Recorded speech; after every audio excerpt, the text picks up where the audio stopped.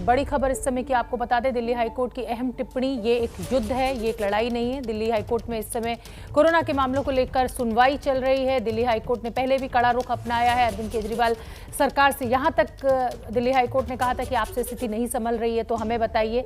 अब दिल्ली हाईकोर्ट का ये कहना है कि ये एक युद्ध है, ये एक लड़ाई नहीं है। दिल्ली हाईकोर्ट में कोरोना से जुड़े मामले की सुनवाई शुरू हुई। कोरोना से जुड़ी सुनवाई के दौरान बार काउंसिल ऑफ दिल्ली के चेयरमैन रमेश गुप्ता भावुक भी होते नजर आए और उन्होंने कहा कि हर रोज 15 से 20 जान पहचान के लोगों की मृत्यु की खबर आ रही है और हम कुछ नहीं कर पा रहे हैं। अंकित गुप्ता मेरे सहयोगी मुझसे जुड़ रहे हैं ज्यादा जानकारी लिए हुए। अंकित गुप्ता, जिस तरीके से पिछली हियरिंग में हाईकोर्ट का बड़ा कड़ा रुख रहा, आज क्या कुछ चल रहा है हाईकोर्ट में? है वो एक तरीके से हाईकोर्ट की बेबसी दिखा रही है, क्योंकि आज जो सुनवाई हुई है हाईकोर्ट की पहले 2-3 अहम टिप्पणियां हैं वो बताना जरूरी है।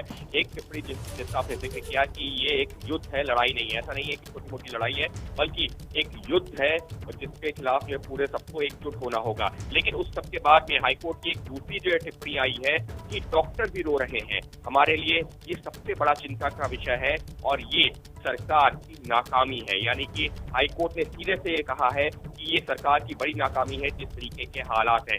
यहाँ पर ये भी साफ कर देना जरूरी है, यहाँ किसी एक सरकार की बात नहीं हो रही है।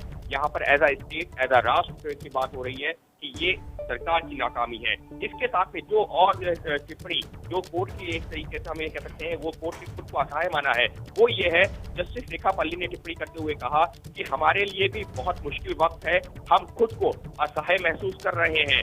और उनके साथ में जो जस्टिस विपिन संघी बैठे थे, उन्होंने तो यहाँ तक कह दिया कि हम सब डरे हुए हैं। तो शोभना, आज की जो सुनवाई हुई है वो ये भी दिखा रहा है कि हाईकोर्ट अगर कुछ करना भी चाह रहा है तो वो कर नहीं सकता, क्योंकि आपके पास में इंफ्रास्ट्रक्चर ही मौजूद नहीं है। अस्पतालों ने हाथ खड़े कर दिए हैं कि अब मरीजों को भर्ती कर नहीं सकते। ऑक्सीजन की जो सप्लाई को लेकर के लगातार खुद सवाल खड़े हो रहे हैं। तो आज की सुनवाई के दौरान अभी जो सुनवाई हुई है, जजों की जो टिप्पणियां हैं ये अपने आप में बता रही है कि जब जज खुद जो है ये कहने लगे कि हम असहाय हैं, हम कुछ कर नहीं सकते, हम डरे हुए हैं, उससे हालातों का अंदाजा लग रहा है दिल्ली के। बड़ी बात अंकित गुप्ता कह रहे हैं, कहीं ना कहीं कोर्ट भी अपनी बेबसी जाहिर कर रही है। सरकार से भी सख्त रुख अपनाया हुआ है दिल्ली हाईकोर्ट ने और सुनवाई इस समय लगातार जारी है। न पाबंदी हो न कोई हद हो तो बस खुद बनाई सरहद हो।